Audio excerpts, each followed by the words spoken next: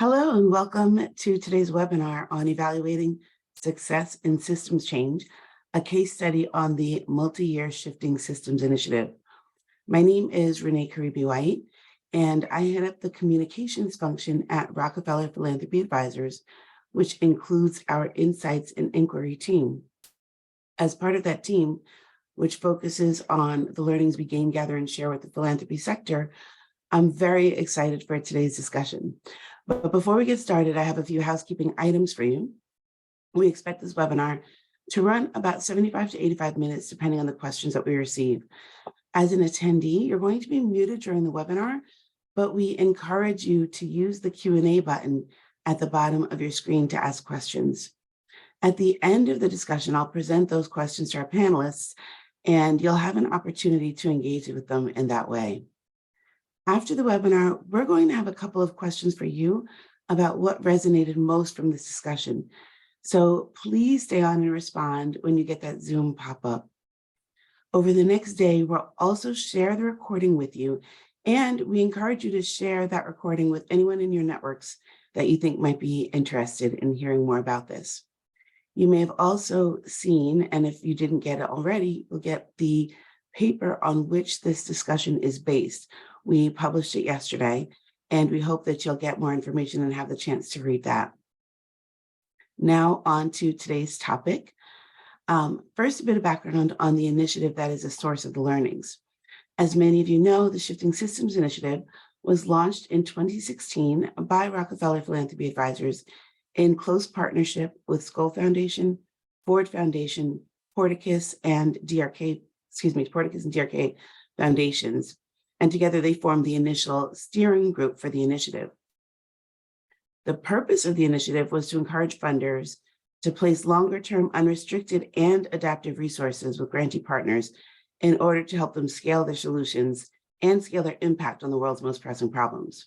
Since then, the steering group has grown to include new funders, both the Chandler Foundation and Jasmine Social Investments, and we have created several thematic teams that have included a number of colleagues from different organizations with deep expertise in a specific area. So today, that brings us to who will be joining us today. We have some of the people from the evaluation team, as well as our colleague from RPA who launched the initiative and continues to lead it. So from the evaluation team is Marta Arranz. She's based in Spain, and she's an independent consultant and the founder of Learning Edge, through which she partners with social sector organizations in strategy, facilitation, evaluation, and learning. Before this, Marta served in senior and leadership roles in Oak Foundation, Oxfam, Save the Children International, and other large and influential philanthropic organizations. Alexia Pratari in the UK is a research evaluation and learning specialist who brings intersectional and queer feminist values to her work. For the last 13 years, she's worked with and consulted for several funders, research organizations, and international NGOs. She has integrated a power lens to measurement and evaluation practices so that these better reflect how structural inequalities and intersecting identities play out in different contexts. And her approach to systems thinking has also led her to develop skill sets toward more participatory methods, which you'll hear more about today, through qualitative approaches, collective learning, facilitation, and sense-making.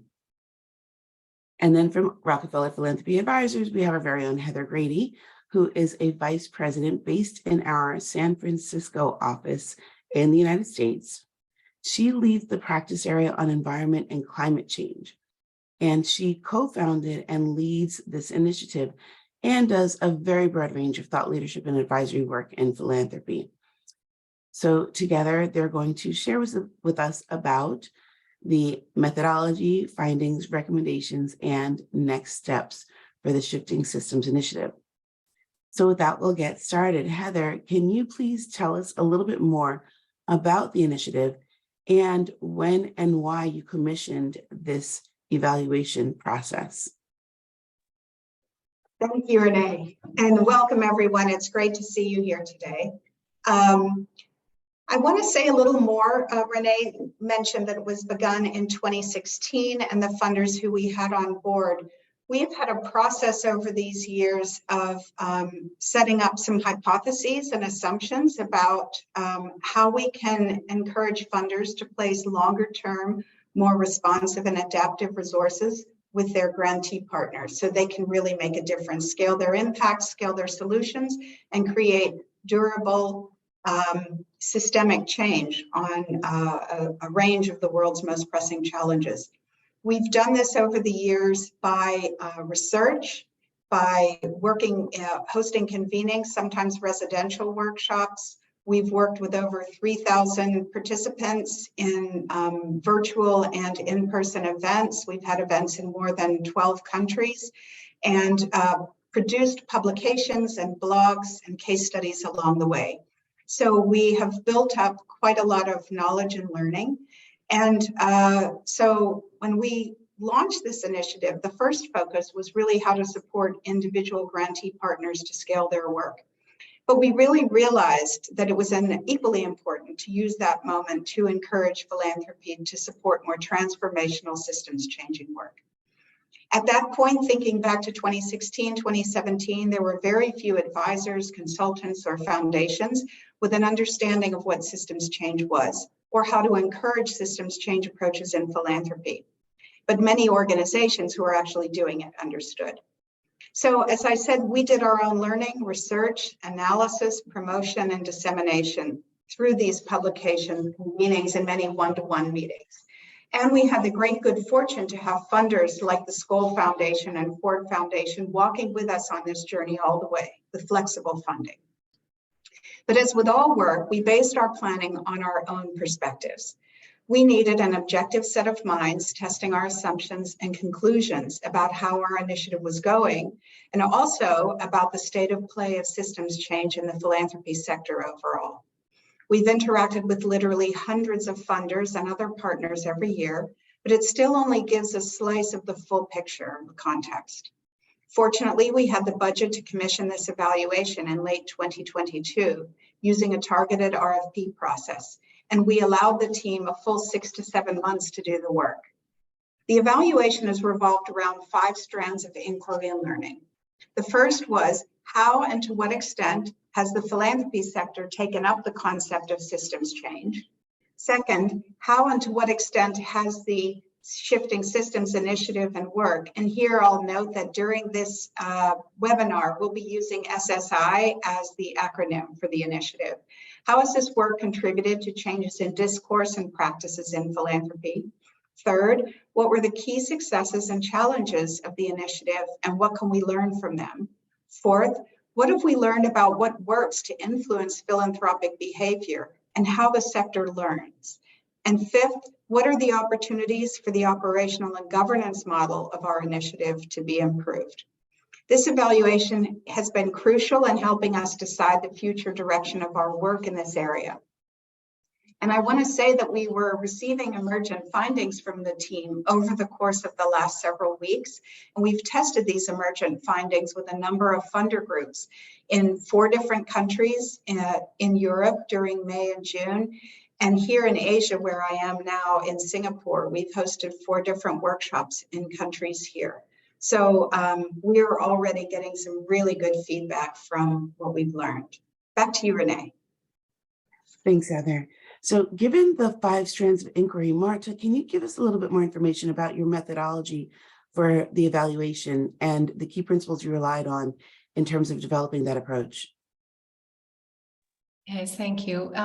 When we presented we started to think about what design would make more sense, we wanted to apply the same principles that we apply to systems thinking work, and we built a lot on experience around how to evaluate complex interventions. So we didn't follow a very linear approach to the design. So we started working out of some principles that you will see in the next slides. And we try to unpack these principles into choices around methodological design and around process. So first of all, on co-creation, we wanted to make sure that as the process unfolded, we would be taking decisions alongside the steering group and the RPA team to be in a partnership process, in a learning partnership process during the evaluation. So a lot of the decisions are around the methods that I'm going to speak in a minute about, were taken in partnership with the commissioners. We wanted to make sure that learning was at the center of the process. The team really wanted to find ways to engage with the dilemmas they were grappling with in the strategy. So from the very beginning, from the inception, we started thinking about what would be the moments to engage with the findings and sense make together with the information that was coming out. The process was emergent because we didn't know what was going to happen. So we started with the documentation review and literature review and with some analysis. And based on that, also we decided what to emphasize in the qualitative work. And then we'll talk about this along during the presentation today, but we wanted to make sure also that power and equity were very present in all these choices. And by this, we mean, for instance, the power dynamics within the steering group, but also the power dynamics that we were seeing in dominating the philanthropic ecosystem. And we wanted also to use the evaluation to visualize these power dynamics and hopefully also to challenge them in the choices that we made about whose voices to raise and who to talk to in the process. And lastly, we wanted to make sure that we stayed on really pragmatically, that we stay on track on what was going to be most helpful for the team to use the findings of the evaluation. And from the very beginning, the commissioners also put the emphasis that they wanted this piece of work not only to inform their thinking, but also to be helpful for the field. And this is why I think they're doing so much work as well, sort of sharing the findings with other networks and other groups that could benefit from this knowledge. Really quickly on the next slide, I just want to show you in terms of the methods for data gathering. I talked already about the documentation and the literature review. And we also had some brilliant collaborators, Steve Waddell, who conducted a web crawl analysis, and Sarah Gemsky, who also did an annotated bibliography. So we could see how the initiative was being reflected in publications and other knowledge products.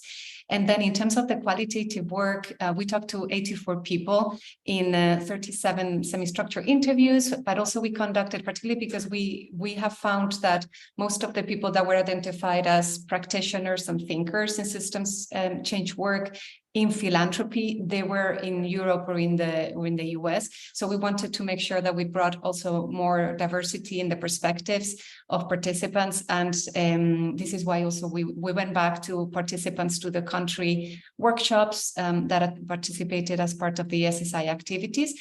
And we invited them to participate in what we call 3 participatory dialogues with participants from 6 different countries, from Colombia, Brazil, India, China, and Kenya.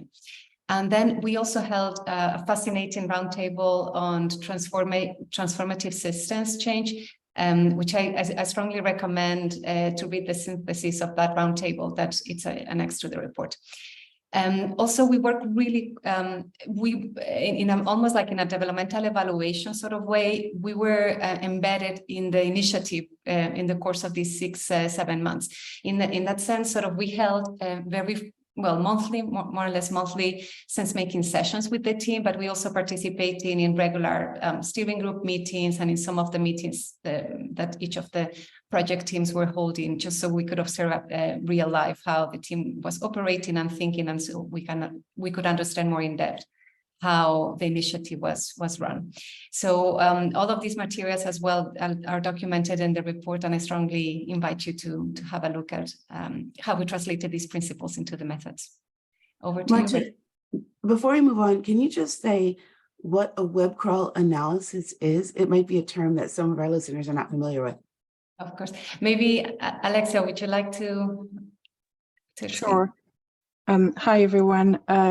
So a web crawl analysis is so you start from a website, for example, RPA website, and then you go from all of the hyperlinks from that website or towards that website. And that gives you kind of a map of the virtual connection between websites. And so that's what Steve Waddell did using, the starting point was both our RPA and the initiative websites, as well as the key funders of the initiative and the key stakeholders in system change and philanthropy. And the idea was to start looking at how connections are represented virtually. And then, yeah, I'm going to stop here. Okay, thank you so much. So Alexia, perhaps you can get us started in terms of the evaluation findings. Can you give us a little bit of insight about what they were and how you came by them? Sure. So I'm going to hand over to Marta just for the 2 first slides, and then I'll come back. Sure, and just to maybe remind us that in the report there is a lot more information that, of course, that we're going to be able to present today. But today we're going to be focusing mostly on 2 things. One is the findings around the field, what we found in terms of the state of play in the philanthropic field in the work of systems change, and then the specific implications and contributions that this initiative made to this field. And just starting by sort of what we found is that it's a really interesting moment. We can still say, particularly in the philanthropic field, even if systems change work has been around for decades, in the field of philanthropy is still a very evolving and early stages field. No, we can say that it's a field in the making. And what we found is that there is also not only a proliferation of initiatives and associated practices and ideas and concepts, but also this field feels fragmented. So it's a very rich ecosystem. There is a lot of different perspectives and experiences coming into the field, but it's also creating confusion, and particularly because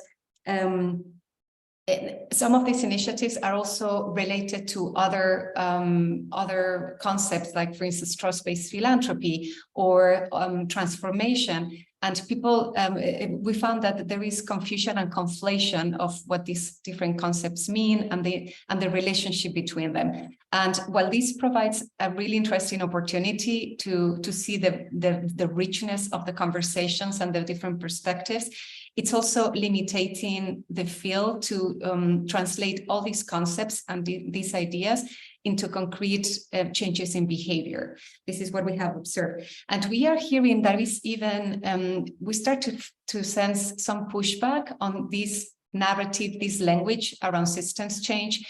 Some of the main critiques are that this feels a very northern concept, very technocratic concept, and that it also it's not delivering what it promised in terms of effectiveness of philanthropy. But we can continue maybe talking about that in the Q&A. Over to you, Alex. Yeah, Marta, can you do this slide as well? Sure. So we also looked at specifically what are the different sort of tactics and how philanthropy is also making assumptions about how to generate systems change. And those tactics or those assumptions about what would generate systems change were integrated in the strategy that SSI delivered, right? So some people are saying that we can create systems change by working together. So there is an emphasis on the collaboration. Others, it's about other things that system change will come about if we understand system change. So what we need is more concepts, more tools, more knowledge products that explain what this is about and help us apply in the theory to the practice. Others think about systems change more as scaling. So bringing things to scale will generate systems change. But not always necessarily nuancing how exactly, what are the pathways to scaling. Some understand or equate systems change to transforming the power structures within the system and transferring power from some groups and some constituents to others. And then others say that actually the real work of systems change, it's the inner work that we all need to do to understand our position and our responsibility within the ecosystem and build relationships with others to collaborate in this way. So all these assumptions, I would love to hear what participants think about which ones resonate better. But I think we heard different groups working and emphasizing in their work each of them. Great, and I'll take it from there. So next slide, thank you. So one of the things that came through the interviews and some of the dialogues we hosted is the importance of, first, the socio-political events that have shaped the field of system change in philanthropy, and second, the subsequent converging trends in philanthropy. And I'm going to focus on like a short window of time, like the past 3 years, but I just wanted to highlight that you'll find in the report a timeline that starts from the mid-2000s that we've developed collaboratively with the different people we talk to, and that's really take a longer window of time. But so one of the things that we've heard several times in the different discussions we've had with people is around the key role of the combination of the pandemic, the murder of George Floyd, and the subsequent racial justice reckoning conversations, and then the growing awareness of the climate crisis. And in this context, we see a convergence of trends within philanthropy. So Marta just mentioned trust-based philanthropy, and it relates to system change because it's about calling for a similar role of funders, a change in attitude, and quality funding. Another trend internal to philanthropy that has been usually important has been the role of Mackenzie Scott funding in the past couple of years, really giving unrestricted funding with no string attached. And all of these I mean, one of the things we wanted to highlight is the convergence of discourse between system change, as well as decolonization, anti-racism, and a focus on justice that has been pushed by many activists, including in philanthropy. And so all of this, like the combination of these social political events and how they translate in discourses in philanthropy, has accelerated interest in and pressure for system change, but specifically equitable and power-aware system change. Next slide. And so so one of the things that we also heard a lot is that this interest and this pressure has led to an adoption of language and multiplication of initiatives, as Marta mentioned, but too little action. And so in particular, what we heard loud and clear from different constituents was that there's a lot of talk, but not a lot of work. And one key point is an overall lack of quality funding. So multi-year, some people also talk about multi-decade, unrestricted funding that enabled recipients to really cover core costs. And one of the things we elaborate on a little bit in the report is that adoption of language only is risky, and because on the one hand, it adds burden to grantee partners who actually need to feed this new frame that is set by funders.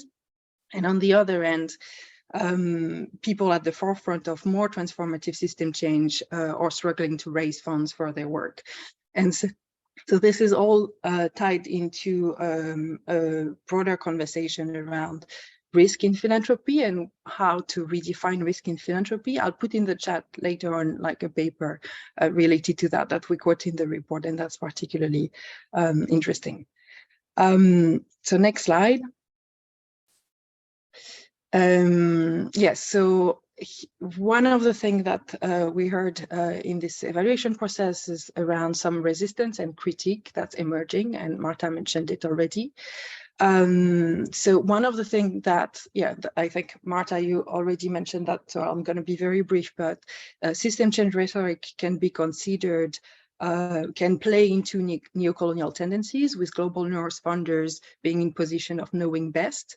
And that has a deep link to a question we touch on in the report around whose knowledge is valued and the current undervaluing of different ways of knowing, and particularly ways of knowing from Indigenous, Black, and historically marginalized communities. Next slide.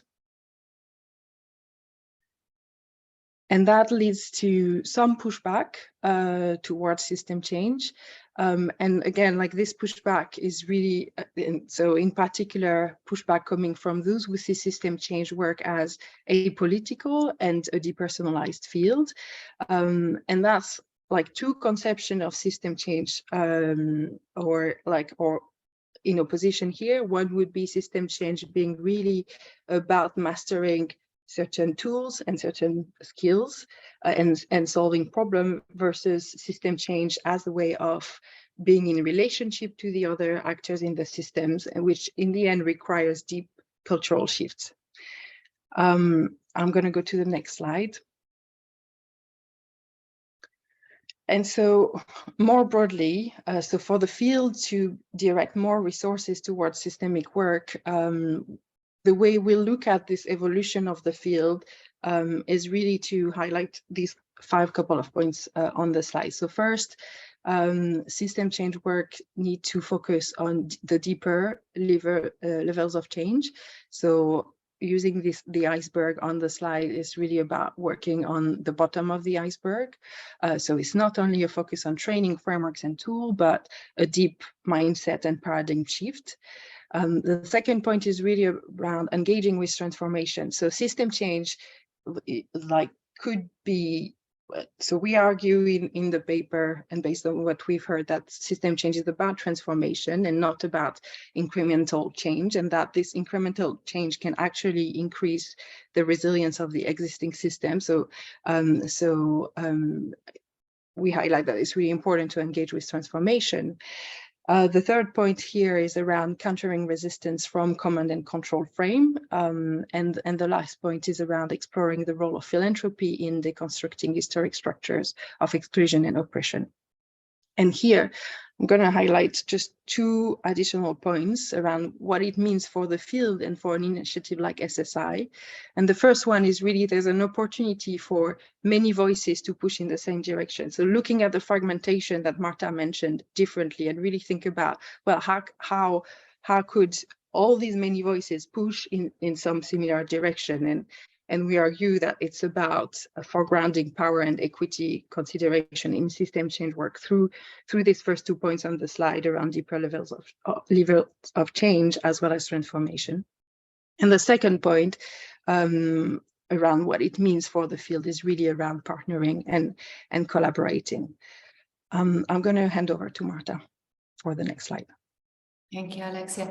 So we're moving on to the second part of the findings, which are looking specifically at what were the contributions that SSI made to the field of systems change that we just described. And specifically, today we're going to highlight 4 areas that that we explore in the inquiry. The reach and the reputation have to do with the position that SSI holds in the ecosystem, their engagement and partnership, the tactics that they deliver to implement the strategy, and then the strategic purpose and intent. So let's start with the reach and the reputation. Sort of what we found is that the initiative itself, the Shift in System initiative itself, it's only moderately known. And that is because sort of people have engaged a lot with the activities, with the reports, with the case studies, but there is sometimes some confusion on who is convening. So because both RPA and then the funders who also participating in the steering group, they have a really influential position in the philanthropic sector. Sometimes the identification, it's more with these organizations than with the initiative itself.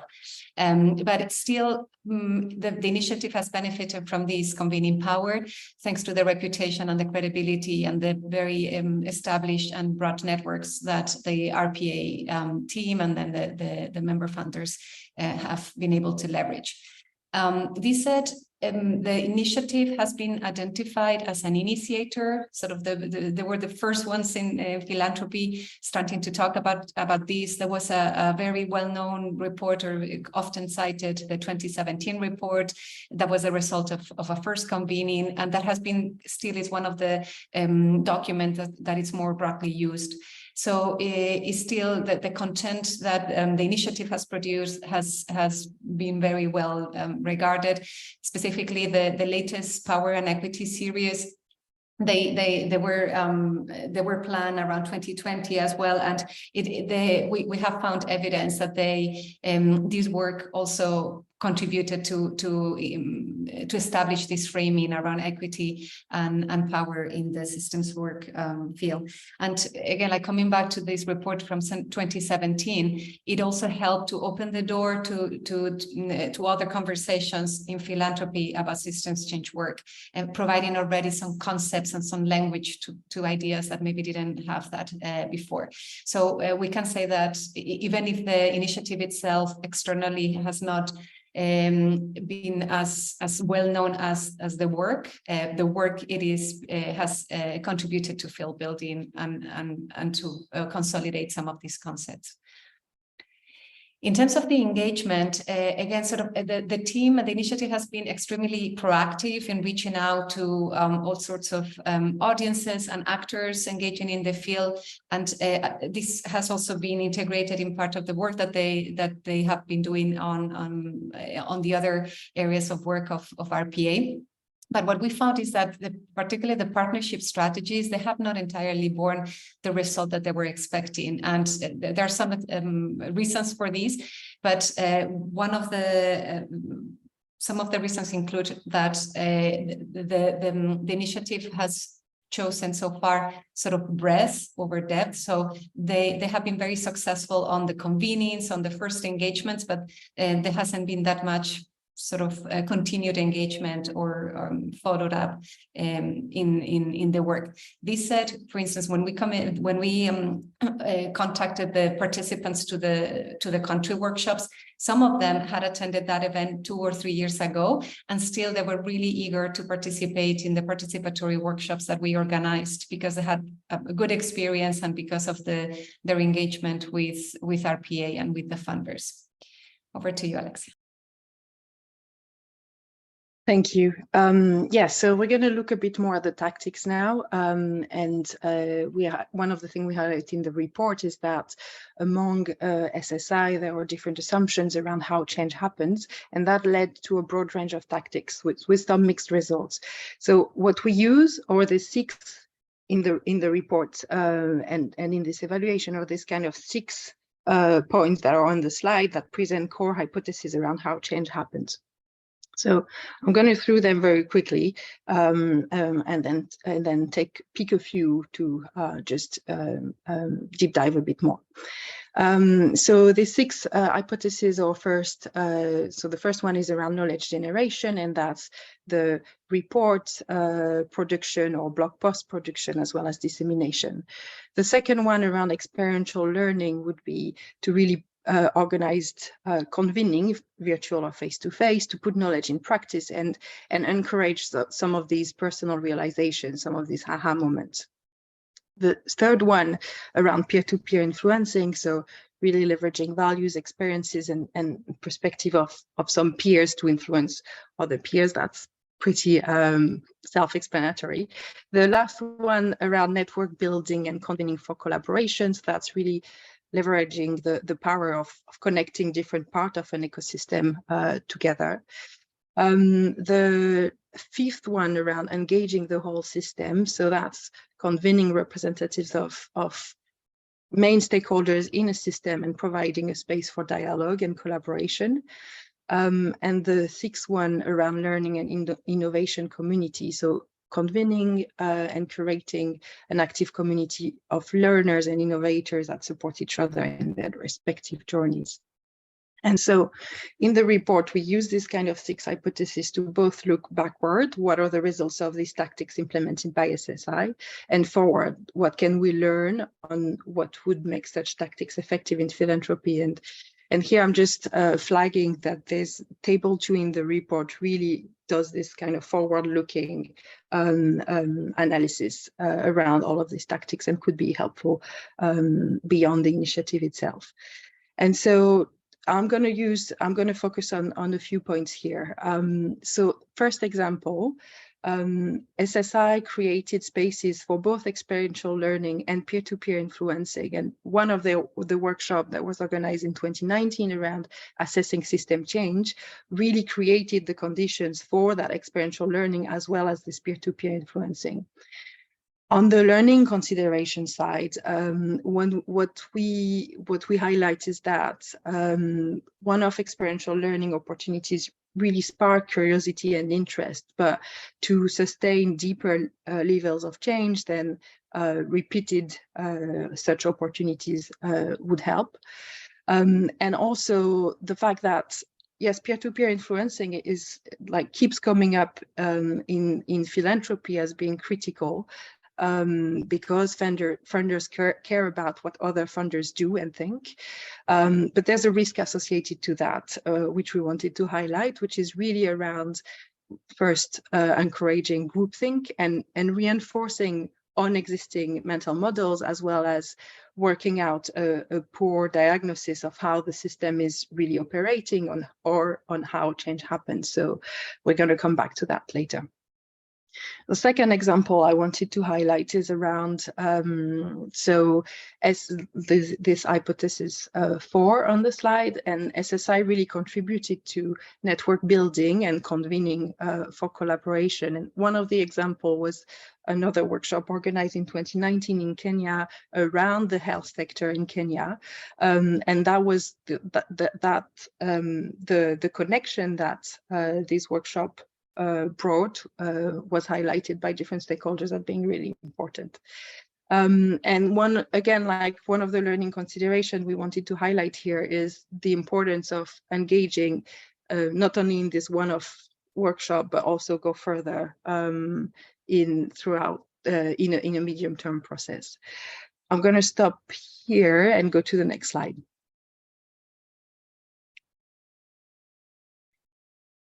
And so on this slide, what we explore a bit further is the question of targeting, which has been a key question from the start of this evaluation, and specifically which institutions and who within these institutions as the initiative targeted and with which results. And so the initiative really put some efforts towards reaching out to emergent philanthropy, and on this slide we kind of wrote down the assumption behind that, which is the idea that new and emergent philanthropy may be quicker to change. And so moving forward, we think this assumption needs to be refined and needs to be nuanced. And in particular, I wanted to highlight two things. One is a research done by Co-Impact around how newer funders actually tend to start their work pretty vertically and with more risk aversion. And the second one is a research paper from DASRA that's highlighting how newer generations in Indian philanthropy specifically are shaping philanthropy differently and have more appetite to transforming it. And that's also something we've heard in not only about Indian philanthropy. Next slide, please. And so that second assumption on the slide is represent the efforts of the initiative to reach to top leadership and senior management, because of recognizing the usually hierarchical environment that characterizes private foundations, and the fact that as a result, change needs to come from the top. Moving forward, what we've heard is that this assumption was confirmed, and we need to go further on engaging C-suite and boards. Boards are identified by different stakeholders as a bottleneck, and particularly in a context where more and more staff are actually ready and have started challenging the status quo in their own organizations. And I'm going to go to the next slide. Yeah. So moving on to strategic purpose here. So a few things to highlight. The first one is that specific to SSI, the steering group members hold a range of perspective on the initiative's purpose and niche, and this is often resolved by aligning around the areas where there is consensus. And that's not uncommon to other funders collaborative, where this negotiation process to accommodate different perspectives from funders happen, and as a result, there's the area of focus can be more limited. What made things more complex for SSI was that the funders, contrary to other funders collaborative, some of the funders involved in SSI are very supportive of it and gave a lot of their time to it, so that made it more complex to maneuver. And the second thing I wanted to highlight here is we've talked already about the socio-political events that are shaping the field. What we've heard from different stakeholders is that it's a time to be bolder in both purpose and tactical choices. We are at the time where of this social political crisis, as well as a time where conservative philanthropy is organized. So we've heard a call for progressive philanthropy to support imagining new future, not articulating that vision of a new future, but really supporting it, supporting people who are already imagining and shaping alternatives. And we argue that this prompts the question of the purpose of the initiative, and that the initiative will gain by stronger alignment around why system change, to what end, and what kind of system change. I'm going to stop here and hand over to Marta for the next slide. Thank you. We're almost finishing this part of the presentation, but we wanted to leave you with, if we can go back, sorry.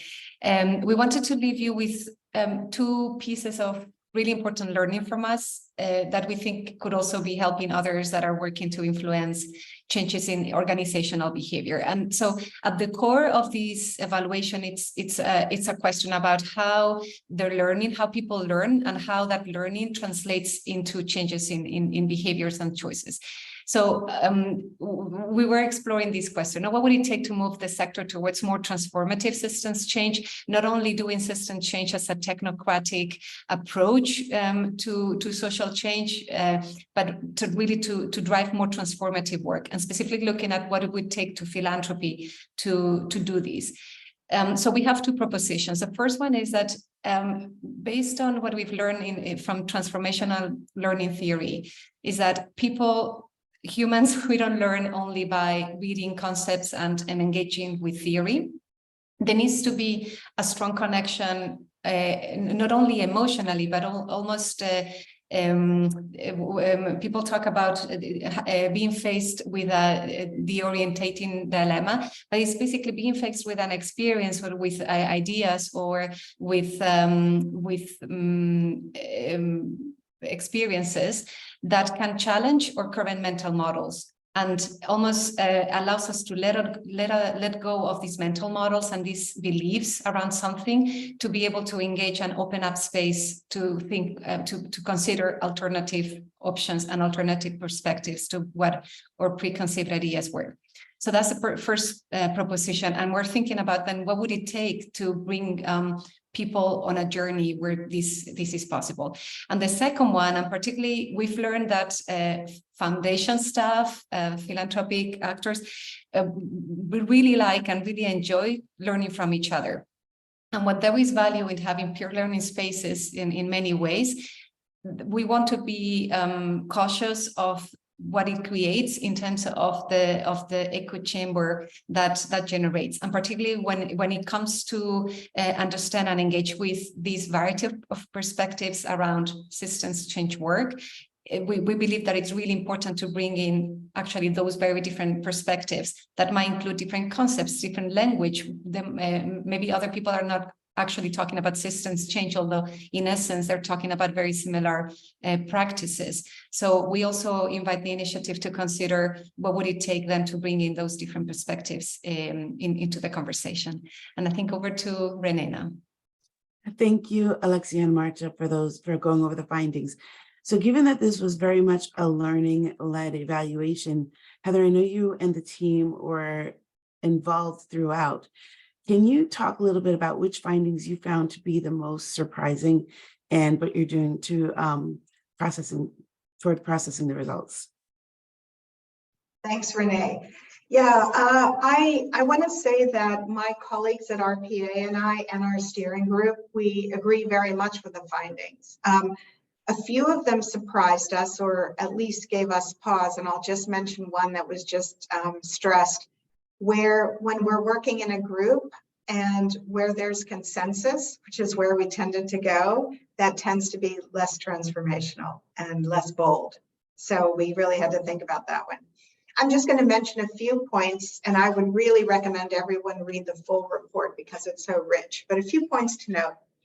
First, We really agree there's been an incredible increase in talk and effort on systems change. There are more funders interested in it, more consultants, more think tanks working on it, but it is still an emergent field, and there's a lot of confusion even about the basics and about the nomenclature. And we have to think about, if we're moving forward, how to resolve that, even though the words may be different or will be different in different cultural contexts. We also agree, we hear a lot of talk, but we see less action, particularly in revising policies and practices within foundations and by funders. We keep seeing a hesitancy to commit to long-term funding. At our funders meeting in Singapore today, people were saying, wow, now we're defining long-term as just 3 years, but is that even itself long-term? Don't we need to create systems change to talk about 5 years or 10 years or even longer? Still a lot of risk aversion and a hesitancy to embrace complexity, to really shift power out of the funding institution itself and allow grantee partners to get on with the work and to pivot their strategy as context changes and as the grantees learn. We know that funders need to support grantees to focus on deeper levels of change, mental models and mindsets, values, attitudes, and beliefs, but this takes a longer time, and it's not easily measurable with the measurement frameworks that most funders are using today, even though that level of change is much more indicative of creating durable positive impact. And this idea that we have to change ourselves and our relationships, and how we hold and exercise and share power is quite important. And this idea that the evaluators had of creating disorienting dilemmas in order to create change ourselves, because institutions are made of individuals and we need epiphanies as we go along. And then one final finding that we note, we agree that engagement and partnership strategies have not entirely borne fruit, which has limited the impact of the initiative. Agreed. And at the same time, COVID hit. We had a workshop in China in December 2019, and then a workshop in Colombia in February 2020. And then the pandemic really came into full swing. And we were unable to have in-person meetings for more than a year and a half after that. But agreed, that just shows our partnerships didn't go far enough. Back to you, Renee. Thanks, Heather. So Alexia and Marta, what are the recommendations to the field more broadly, just beyond the evaluation to RPA and the initiative? Thank you, Renee.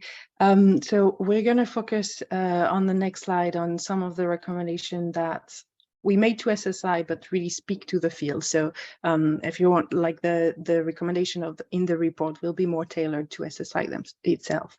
And so, I mean, one of the things we've mentioned already is around really making system change work about transformation. And so acknowledging that system change is ultimately about changing paradigms.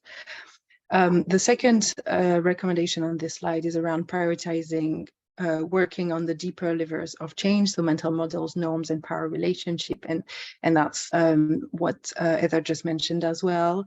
I'll put a paper in the chat as well around what it takes to foster the inner and relational transformation, and really putting the need to challenge power relations at the center of system change work.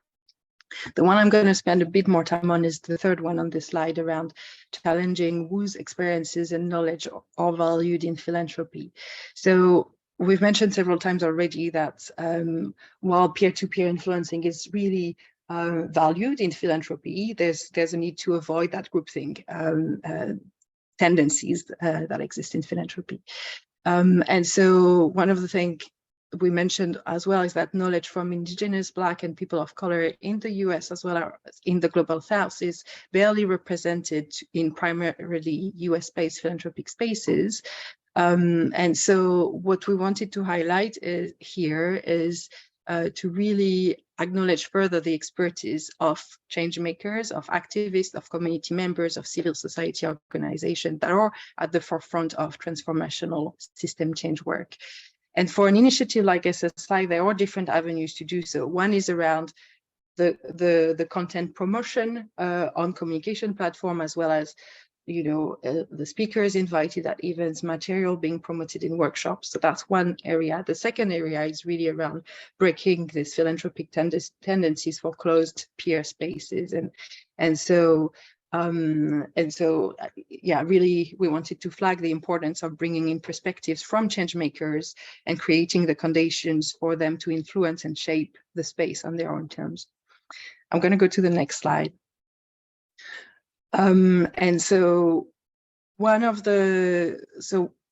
Marta mentioned that we hosted this roundtable around power and equity in philanthropy. So we had invited Imandeep Kaur, Kumi Naidu, Natasha Joshi, and Pia Infante to be part of this conversation. And you can see in the report in the Annex 1 a synthesis of that conversation.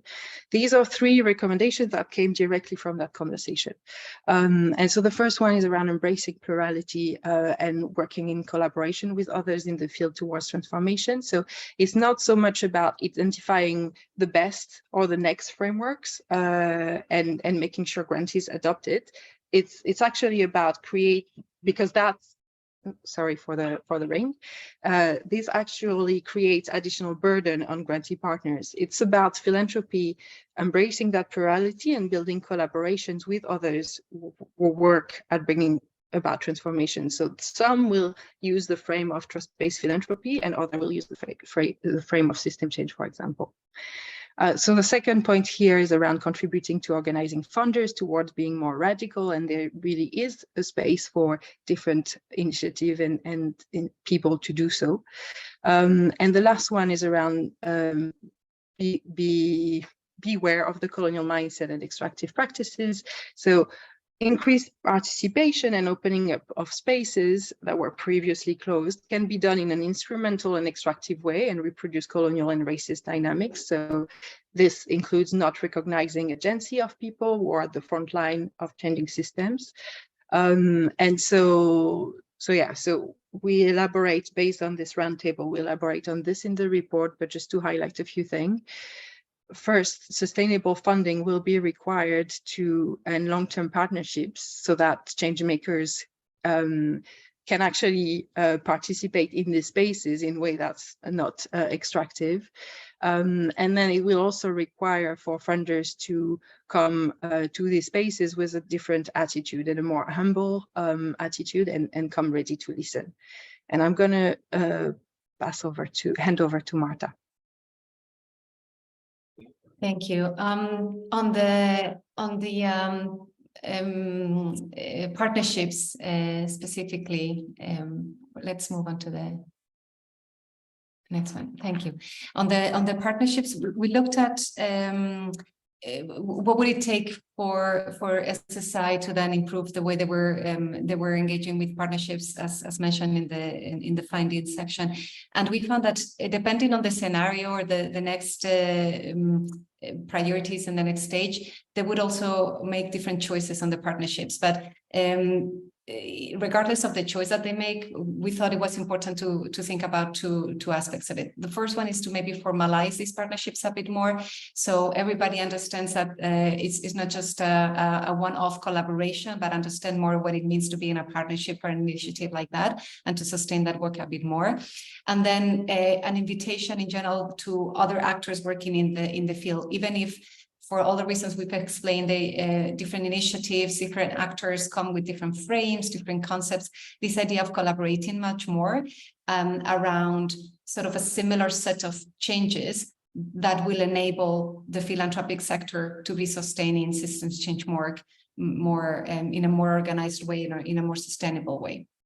Also, I mean, the report then talks also a lot around the internal aspects of the initiative, but in terms of the governance, we made a few recommendations, but the most important one is it's precisely to compensate for the different biases and the different sort of dynamics that are influencing how decisions are made in the steering group. We recommended to set up some sort of a group of critical friends or an advisory group that could bring in very different perspectives that could challenge the current thinking in the team that is working on in the initiative.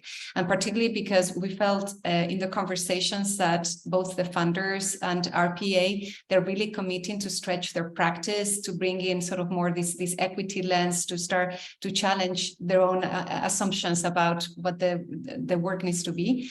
And we feel that it's really necessary or important to have critical friends on this journey that can help the team to articulate, to identify what those learning commitments could be, and to support the stretch in that journey. So I'm gonna leave it here and pass it over to Renee. So Heather, can you talk a little bit about the response of RPA and the management to these recommendations? Yes. So if I had to summarize, I would say the evaluation team has told us in RPA, you should raise the bar and make your work more difficult and more challenging. Explicitly, they're saying, and in some implicit ways as well, focus on depth, not breadth. We have worked very hard sort of introducing funders to concepts around systems change, working with, again, thousands of people have participated in our in-person events and webinars, but we need to work on pushing funders to go beyond their own comfort zones. And that takes more effort, more intensively over a longer period of time. For example, we need to be more mindful and be more cognizant of the colonial mindset and extractive practices that we in the sector really fall into easily. We're going to need to help funders design and support transformational change. And when we don't have the skills as RPA and our core funders, tap the right individuals with deep knowledge to help work on that.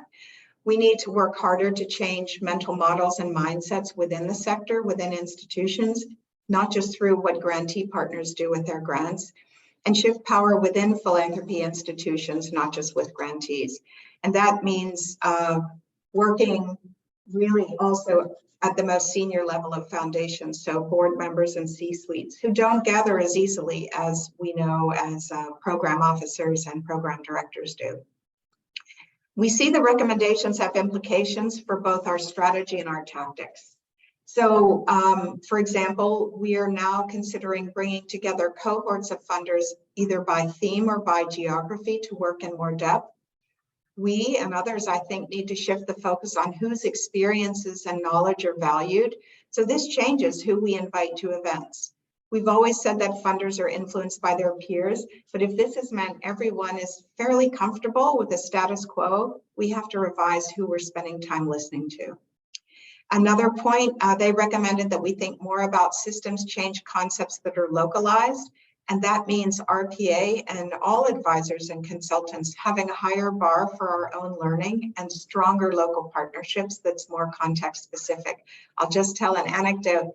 Here in Asia, I was talking about the iceberg model and someone said, this is so irrelevant to our context in Southeast Asia. You should use a volcano image instead of an iceberg. And I thought that's a great point. Also, the funder said making the case matters. So we're going to have to document and share more compelling case studies on how funding and investing return-seeking capital have or have failed to create transformational change. People are hungry for examples. And work with others to create experiences, personal experiences that stimulate the personal epiphanies that change an individual's behavior. Finally, there's the recommendation to develop stronger strategic partnerships and collaborate much more. I personally love this one because everything is easier in partnerships, and there is strength and power in numbers. We found this finding and recommendation intriguing, a little painful, because we at RPA actually feel we're good at partnerships and collaboration, but obviously we're not good enough. So real partnership is time consuming. We learned through the evaluation that we did not have sufficient capacity internally to do this work. We'll be hiring modest additional staff capacity to strengthen our partnerships and ensure they're not superficial.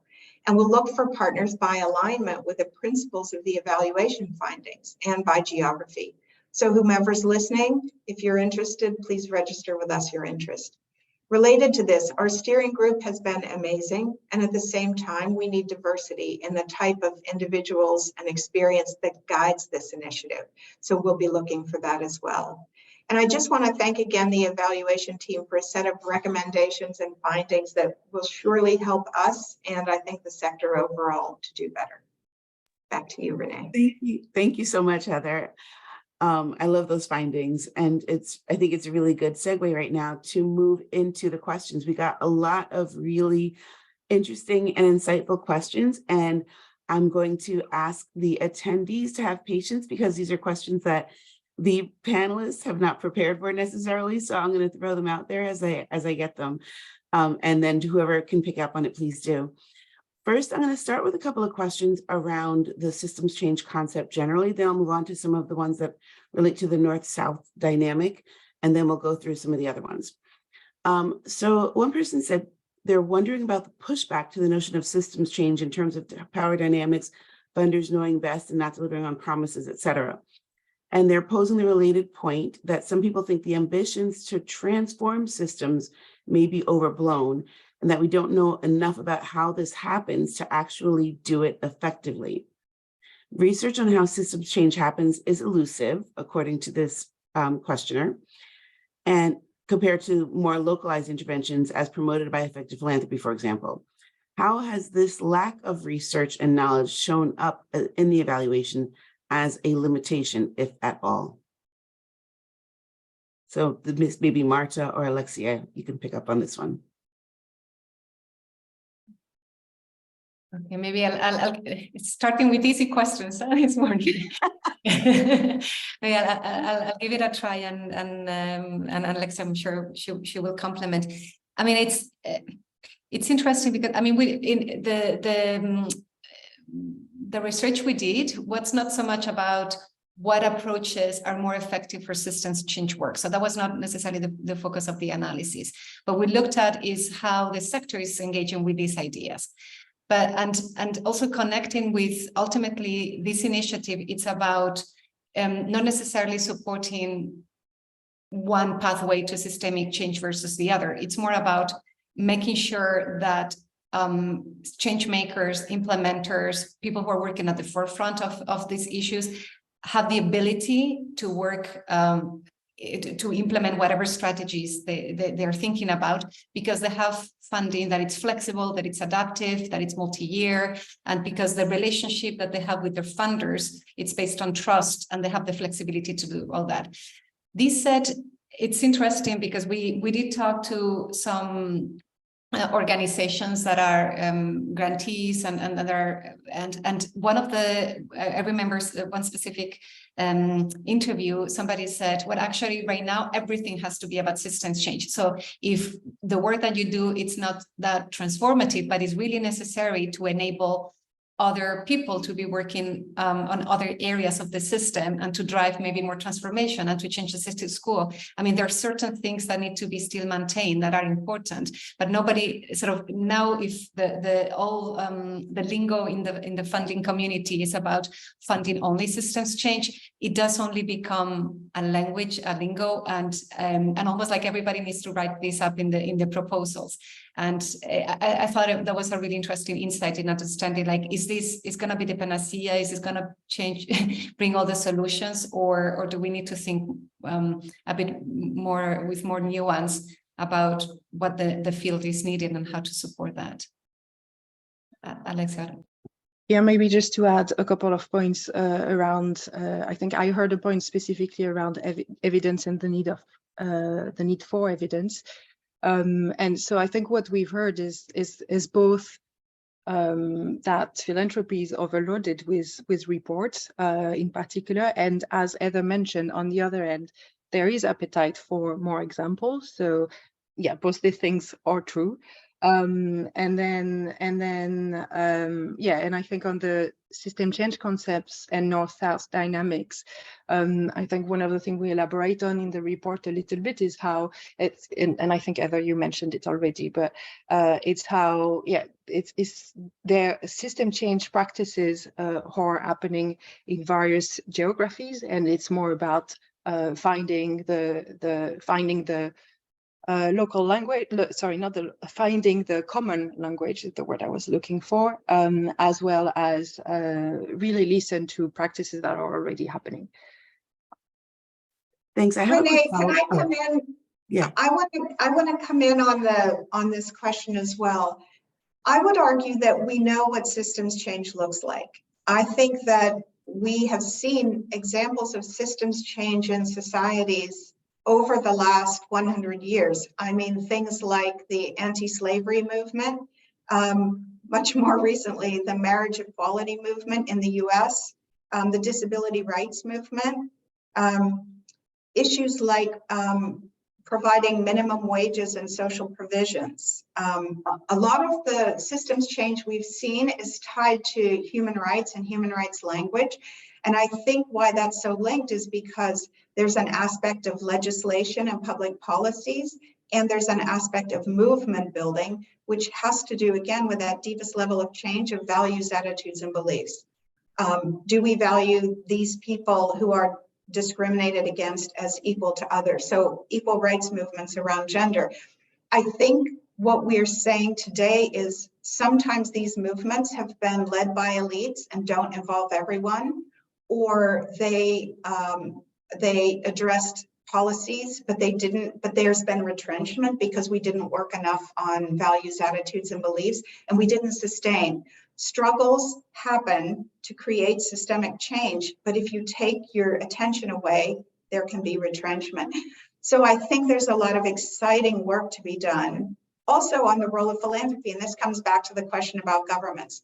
We, as RPA, we focus on philanthropy because that's our niche in the world of organizations. We are Rockefeller Philanthropy Advisors, but we see that we have to leverage change by and through philanthropy to also change larger actors, larger resource flows, and so on.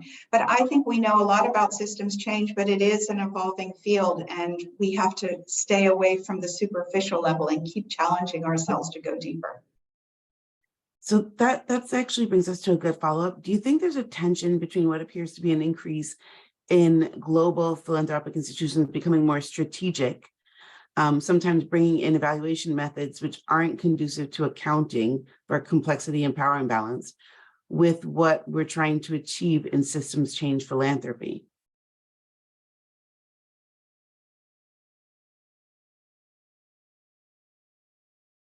Well, Alexia, you go ahead. Well, yeah, I'm going to go ahead, but please jump in after. Yeah, I think so. What I hear in the first part of this question is really speaks to the role of measurement, which all of us as a group have talked about recently quite a lot, and around the fact that there's this idea that strategy. There's another paper I can share in the chat that I really liked. That's really around how foundations and philanthropy tend to actually, the focus of their evaluation is always the strategy or the grantee partners, and that needs to shift. And like the focus on measurement needs to be much more around what does it mean to be a good funder and what does it mean to be a good partner. So that's how I heard this question in terms of the role of measurement kind of holding back a possibility for system change. I'm going to stop here and I'll come back after if anything else comes up. Okay. Another question is about how we reconcile two different views of systems change as developing skills or tools versus building relationships and culture shifts. Do these views have to be opposed, and can they be integrated? So Marta, I'll pass that one to you first, and then maybe Heather or Alexia can weigh in as well. Yeah, and so this is something we explore again in the report. So I'm inviting participants to go and look at that, because we looked at each of these, we call them sort of like tactics or entry points for learning and for behavioral change. And we explore in the report sort of in what situations or under what circumstances each of these tactics are more effective and what's required. So we don't see them as opposed to each other. We see them as complementary, but we also have learned that in some situations are not appropriate. For instance, in this particular example, sort of thinking about introducing tools and frames and theory, it can be helpful to put names to things and practices and ideas that didn't have a name, just even or didn't have a name agreed in that particular community. So it helps engage with the concepts in that way, but they're not enough to drive change. So we looked at other tactics that would be looking more at the deeper levels of that iceberg, so people could actually understand where those ideas and concepts mean and how they translate that into behaviors and philanthropic approaches. Anyone want to add to that? Renee, I'm sorry, I want to add to that, but I want to go back to the question, the point that was made in the chat about the non-human rights-based examples of systems change. And just say, to add on to Marta's point, yeah, I think that we have to integrate the humility, the relationships, the cultural shifts that have to happen in philanthropy, in philanthropic institutions and colleagues with helpful tools and practices that lead us to systems change. You know, some of the more analytical or practical work. But I want to also build on to that question. So someone mentioned, what about systems change examples? The Montreal Protocol that ended CFCs that were destroying the ozone layer, and also a mention of the Plastics Treaty, the end single-use plastic movement and changes in that. I would add to that the whole question, we're in the midst of it, right? Systems change about bringing the end to peak oil and ending our human reliance on fossil fuels. I would argue that these are really good examples of systems change that we are in the midst of. And the community of people working on environmental issues has focused a lot on policies and regulations. And I don't think we have done enough to bring along values, attitudes, and beliefs, both about how we operate as individual consumers of something like oil or plastic, but more importantly, how we operate as voters and leaders in our communities. Unless people take a stronger stand in how we develop the leadership of our societies, I think we may not win that we may not get the systemic change and transformation that we need in areas like plastics and fossil fuels, because we can't rely just on policy and regulation. It really is, we need a complete paradigmatic shift as humans. Thanks for that, Heather. We have a question about accountability. How do you ensure implementing partners maintain focus on shifting systems through their interventions, as against the need to remain accountable to the funds they've received, thereby making them focus on outputs, which might be considered a success in their works? And it's also a major criteria funders use. And Marta, I think you're going to go first, or Alexia?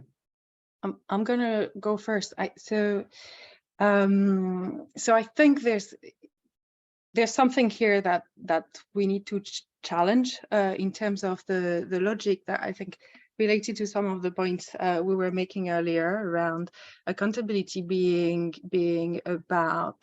primarily about, if I hear the question well, grantee partners being accountable to the funders, and like accountability has to go both ways.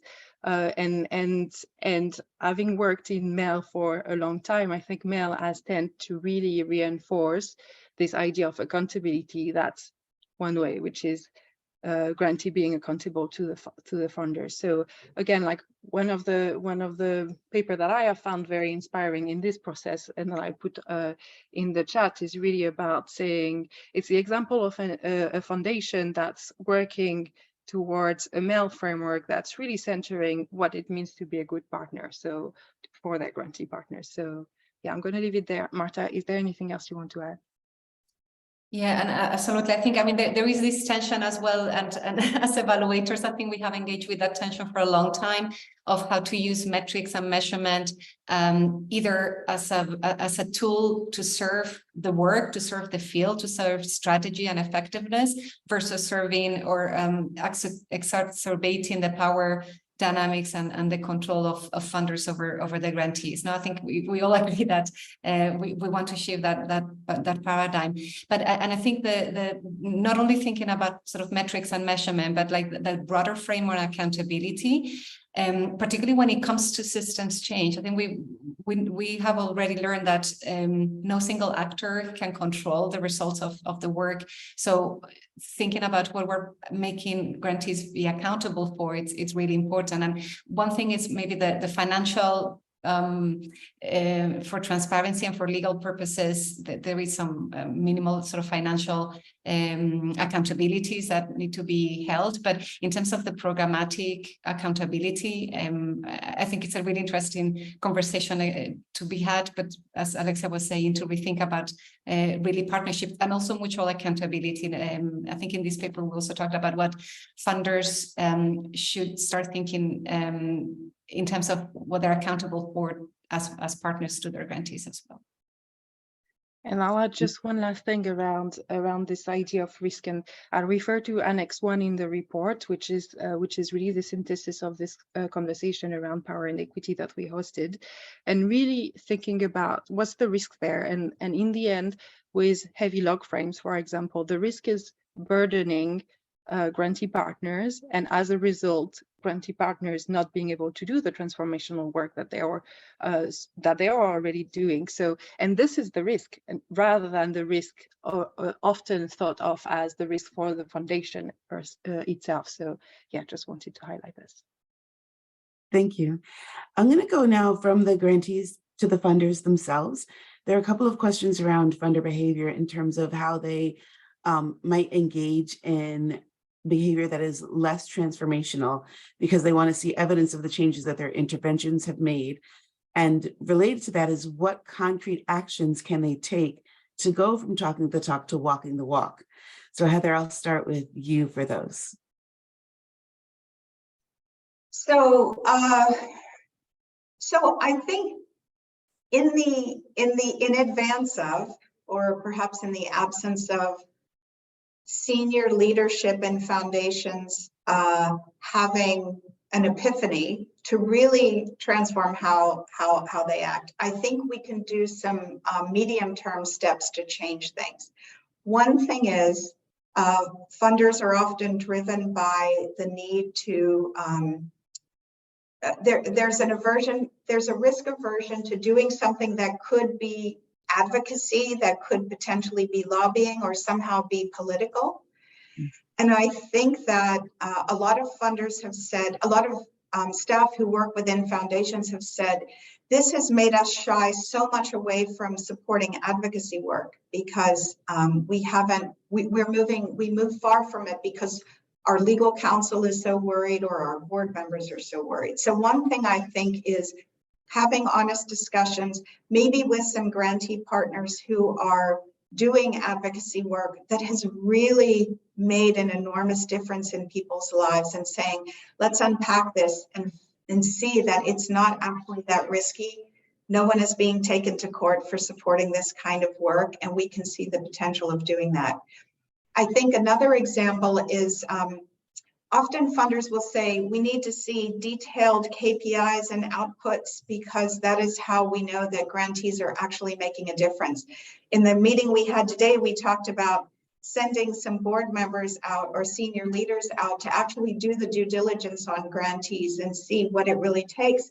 And in fact, anecdotal evidence is powerful because anecdotal evidence can be a proxy indicator for systemic change. So I think bringing it really, at the end of the day, does come down to people listening to each other, people coming into a space with more humility and a more open mind. And I think that those are examples of what we can do. There's a couple of funders recently, both Loudis and now the Porticus Foundation have said they're not going to require regular written reports anymore. They're going to have conversations. And I heard that on my recent trip to Europe, a few different funders saying, we realized the incredible burden of written reports on a very, every quarter or every half year, when actually if we have conversations, that opens our mind to doing things differently. And I think, again, systems change in philanthropy is both how funders behave and what is funded. And if we can work on both sides, I think we'll make a big difference. Thanks, Heather. We have time for a couple of more questions. One participant said that they are intrigued by the idea that incremental change might lead to resistance. Would this not depend on the kind of approaches and actors involved? And can you give examples where this has been seen and implications for tracking, quote unquote, leading signs of systems change as opposed to incremental change? So Alexia, will you start with this? Yeah, it's a tough one, but I'll share a couple of thoughts. So I think the point we are trying to make in the report is that this idea of system change can be incremental, risk captured by the current logic of the system. So it increases the resilience of the system itself. It makes the system stronger. That's kind of one of the points that we're making in the report. And I'm going to link it to another question that I saw in the Q&A around where the sector of philanthropy came from, and what would be the arguments for acknowledging where philanthropy comes from in terms of both social inequalities and capitalism, and how then why would philanthropy then address power disimbalances? And I think this is where the resistance comes from. So I'm going to take I think one of the points in the paper is really around pushing for transformation will come with resistance. So the incremental part is much more about strengthening the system as it is, versus the transformation will actually create more resistance specifically because of where philanthropy comes from. I'm going to stop here and see if anybody else wants to add. Okay, thank you, Alexia. So there's another question related to that one around the issue of resources for system change. And the questioner said that their experience is that system change approaches tend to be less costly and have better value for money. What is your experience on this? Heather, do you have a sense of that? That's an interesting point. I'd love to see more analysis on that. I mean, one thing that creates systems change is work on field building in terms of just strengthening networks and giving different organizations working on the same issue time and space to work together on something. That does not have a high capital cost. It may have a travel cost, but there's not a high capital cost. I feel that's an investment that can really have a lot of return on investment for systems change. I think similarly, I think I would leave it at that, but I would love to know if Alexia and Marta have any other examples. But a lot of times investment in people is really a good investment, and it doesn't have to be expensive. So we have time for just one more question, and I'm going to go with a bigger picture one. And I want to thank everyone again for all the great questions. I'm sorry we didn't get to them, and we'll try to address them through another avenue down the road with the initiative. Why would a sector that has by and large benefited from the system be genuinely interested in changing the system and addressing power disbalances? And almost more importantly, what are the arguments that resonate with those foundations that embrace system change that could be used or adapted to bring others on board?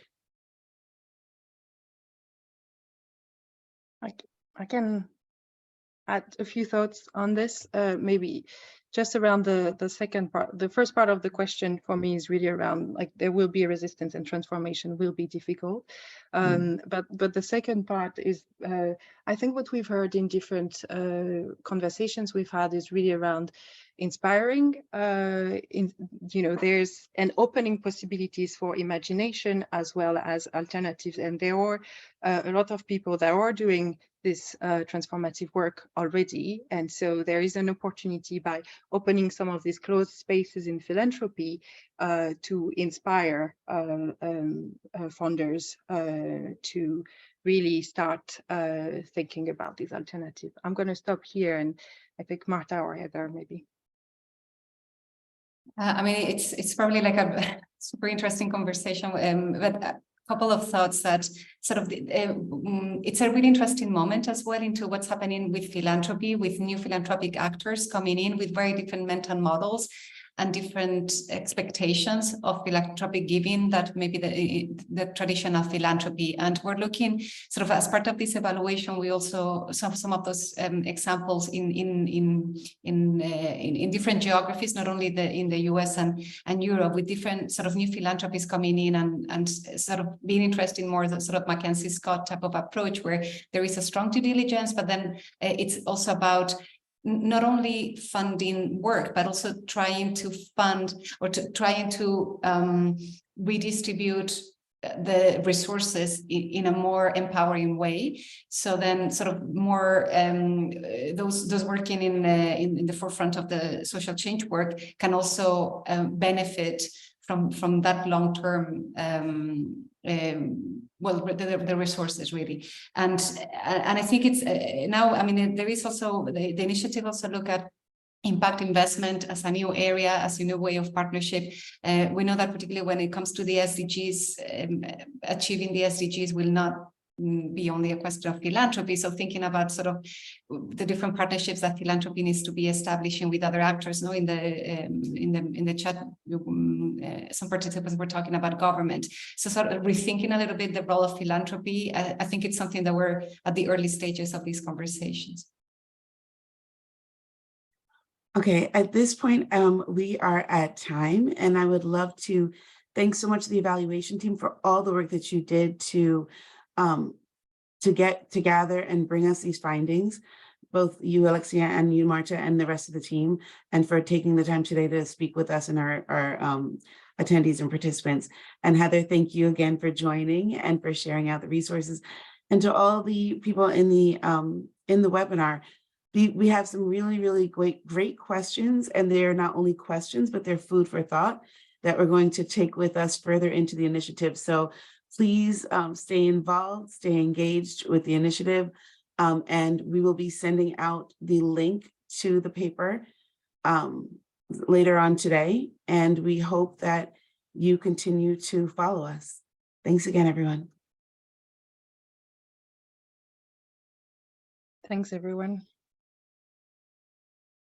Thank you all for coming. Thanks.